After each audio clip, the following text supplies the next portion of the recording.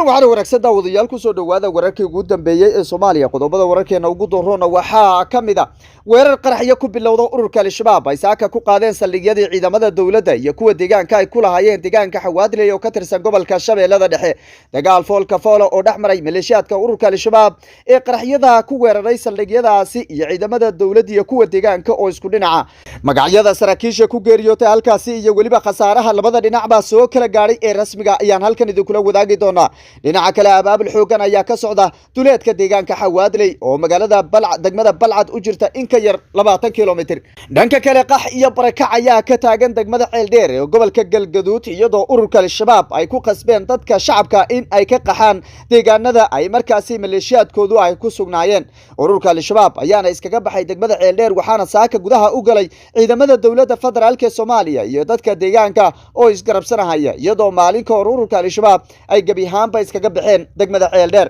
ururka al-shabaab ayaana ku qasbaya dadka shacabka in ay raacaan maleeshiyaadka u cararahaya dhinaca dhulka hawdka iyagoo dadka shacabka ku qasbaya in aysan joogin deegaanada ay maleeshiyaadkooda ka baxaan magaalada Xaradheer oo iyadana istiraatiijiya isla markaana ciidamada dawladdu ay shalayta gudaha u galeen ayna gacanta ku hayaan miina baaris xoogan iyo waliba abaabul ay halkaasi ka wadaan ayaa ciidamada waxa ay sheegeen in aysan wax shacab ugu tagin iyagoo shacabkii la sheegay in ay dhulka hawdka ku dhibaataysan yihiin oo ay raaceen maleeshiyaadkii ururka al-shabaab ee u baxsaday dhulka hawdka ee markaasi ku dhumaalay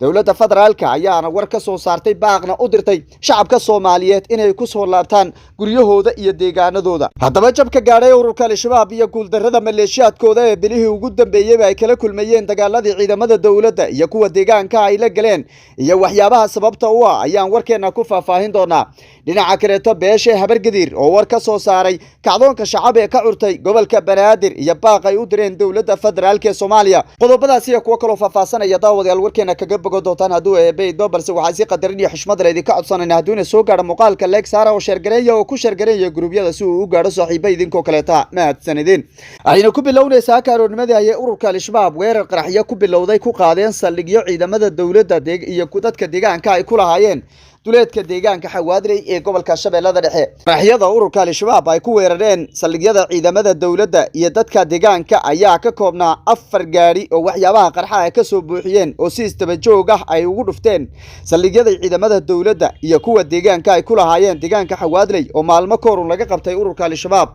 ururka al-shabaab ayaa kadibna weerar ku qaaday foolka foola ciidamada dawladda iyo dadkii deegaanka ee saldhigyada ay soo weerareen ku sugnaa kadib dagaal xoogan oo saacada qaatay ayaana halkaasi ka socday iyadoo ciidamada dawladda iyo kuwa deegaanka ay soo afjareen maleeshiyaadkii weerarka soo qaaday ka tirsanaa xarakada al-shabaab deegaankan uu dagaalku ka socday Xawaadley ayaana kamid ah deegaanadii ugu dambeeyay ururka al-shabaab laga qabsaday isla markaana ciidamada dawladdu ay gacanta ku hayeen weerarkani saaka ururka al-shabaab ay ku qaadeen saldhigyada ciidamada dawladda iyo kuwa deegaanka ay ku lahaayeen deegaankan Xawaadley ee gobolka Shabeellada Dhexe ayaa la shaaciyay inay saraakiil badan iyo waliba ciidamo ay ku dhamaadeen taliyaasha sida hordhaca loo shaaciyay halkaasi ku geeriyooday ayaa waxa kamid ah Allaha u naxariistay taliyihii guutada saddexaad qaybta 27 gaashaanle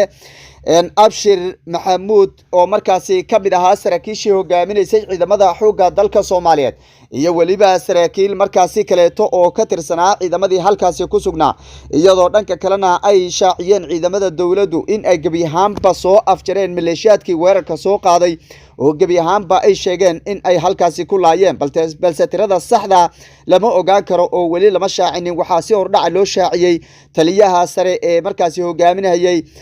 saldhigii ururka al-shabaab ay weerarka ku soo qaadeen abaabul xoogan ayaana ka socda deegaanka Xawaadley iyo waliba inta u dhaxaysa degmada Balcad iyadoo ciidamadu ay cabsi weyn laga qabo in ururka al-shabaab ay weerar kale ku qaadi karaan saldhigyada kale ee ciidamada dawladdu ay kaga sugan yihiin deegaanka markaasi hoostaga degmada Balcad ee gobolka Shabeellada Dhexe dhanka kale ciidamada dawladda federaalka Soomaaliya iyo dadka deegaanka oo isgarabsanaya ayaa gudaha u galay degmada Ceeldheer oo ka tirsan gobolka Galgaduud iyadoo ururka al-shabaab la shaaciyay in ay shalayto gabihaanba ay baneeyeen degmadaasi ururka al-shabaab ayaa maalmihii ugu dambeeyay waxa ay ka baxayaan deegaanada iyo waliba degmooyinka ay gacanta ku hayeen kadib culays xoogan oo markaasi kaga imaanaya dhinaca dawladda federaalka ee Soomaaliya ciidamada dawladda ayaana degmada Ceeldheer gacanta ku haya iyagoo saaka ka bilaabay miina baaris iyo waliba in ay sugaan ammaanka guud ee magaaladaasi dad shacaba oo tiro badan ayaana raacay maleeshiyaadkii ururka al-shabaab ee iskaga baxay dowladda federaalka ayaana baaq u dirtay in ay dadka shacabka ku soo laabtaan guryahooda iyo weliba deegaanadii ay ku sugnaayeen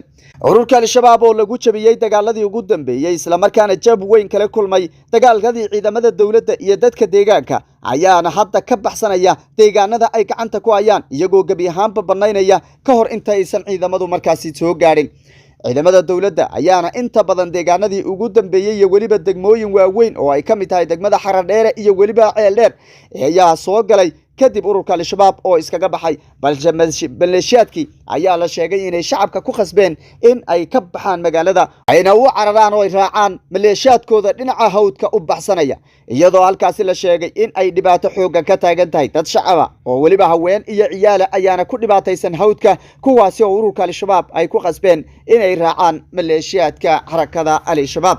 degmada Xaradheer iyo degmada Ceeldheer oo labadaba ah laba magaalo oo istiraatiiji ah oo ururka al-shabaab dhowr iyo 10 sano ay ka arriminayeen waxa gacanta ku haya ciidamada dowladda waxa ay ciidamadu ku qabsadeen si nabdoon iyadoo markaasi uusan wax dhiiga ku daadanin iyadoo ururka al-shabaab ay gabi ahaanba baneeyeen oo ay iskaga baxeen ururka al-shabaab ee ku sugnaa gobolka Galgaduud ayaana go'doonsan iyagoo la sheegay in aysan haysanin meel markaasi ay u baxsadaan waxaana la sheegay in mas'uuliyiintaasi gobolkaasi u xil saarnaa ee ururka al-shabaab ay qorsheynayaan inay isku soo dhiibaan ciidamada dowladda federaalka ee Soomaaliya ciidamada dowladda ayaana ku ekayn degmooyinkaasi waxa ayna bilaabeen in ay ka baxaan degmada oo markaasi hawlgal ay u aadaan meelo ka baxsan degmadaasi oo lagu tumayo in ururka al-shabaab ay ku sugan yihiin waana mid sabab u noqon karta in madaxdii ururka al-shabaab ee u qaabilsanaa gobolada Galgaduud iyo weliba Mudug ay isku soo dhiibaan ciidamada dowladda maadaama aysan haysanin meel markaasi ay u baxsan karaan degmadan Xaradheere oo markaasi ku taala badweynta Hindiya ayaa ah degmo istiraatiiji ah oo ururka al-shabaab ay dhaqaale badan ka sameeyeen isla markaana ahayd degmooyinkii ugu muhiimsanaa ee bilihii ugu dambeeyay ururka al-shabaab ay gacanta ku hayeen balse ciidamada dowladda ayaana hadda gacanta ku haya oo shalayta gudaha u galay si kastaba ha noqotee jabka ururka al-shabaab soo gaaray iyo weliba khasaaraha xoogan iyo guuldarrada maleeshiyaadkooda ayaa sabab u ah in shacabka Soomaaliyeed ay dhibaato xoog ay u adkeysan waayeen dhibaatadii ururka al-shabaab ay ku sameeyeen waana mid sababta u ah in ururka al-shabaab ay markaasi guuldarro xoogan kala kulanto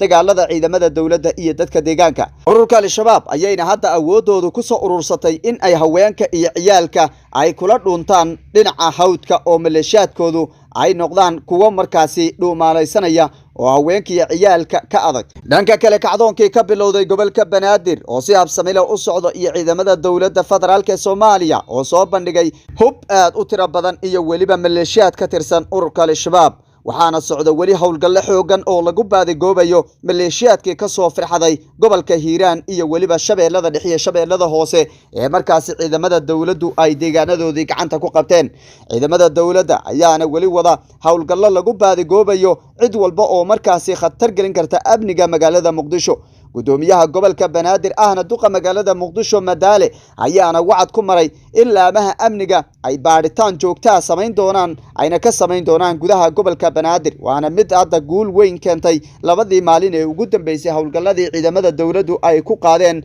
gobolka Banaadir beesha Habargadir ayaana baaq u dirtay dowladda federaalka Soomaaliya taasi oo ay kaga dalbanayaan in ay damaanad qaado shakhsiyaadka soo sheegaya ururka al-shabaab goobaha ay ku sugan yihiin iyo waliba guryaha hubka lagu kaydiyo ee ku yaala gobolka Banaadir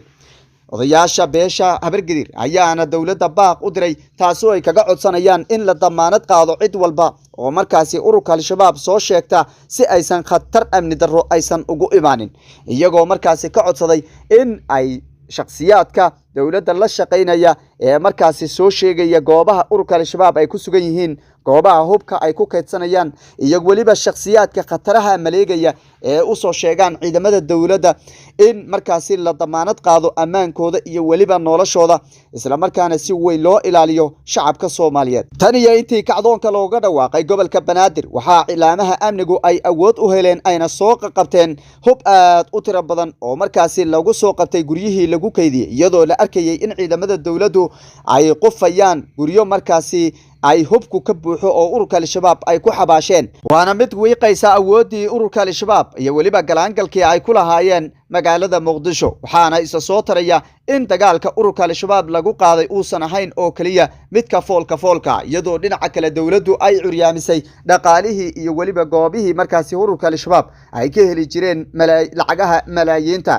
dhinaca kale dawladda federaalka ayaa sheegtay inay gacanta ku hayso dhaqaale aad u tiro badan oo laga xanibay ururka al-shabaab iyo waliba in lagu daba jiro ganacsato waaweyn oo lacaga u haysa ururka al-shabaab oo la sheegay in goordhow la soo bandhigi doono magacyadooda iyo waliba in tallaabo sharci laga qaadi doono waxayna intaasoo dhan qayb ka tahay dagaalka ururka al-shabaab lagula jiro oo midba midka kaleeta ka daran iyagoo ururka al-shabaab bilihii ugu dambeysay tan iyo intii dawladda federaalku ay sheegtay inay lacaga malaayiin xanibtay ayna dabagal ku samayn doonto ganacsatada iyo waliba shakhsiyaadka dhaqaalaha siiya ururka al-shabaab waana mid markaasi sii wiiqaysa awoodaha ururka al-shabaab ay ku leeyihiin gudaha dalka Soomaaliya waana mid u muuqata in ururka al-shabaab haddii laga xanibo dhaqaalaha isla markaana canshuuraha laga jaro oo markaasi dabagal lagu sameeyo goobaha ay dhaqaalaha ka helayaan aysan awood u helaynin in maleeshiyaadkoodu ay dagaalamaan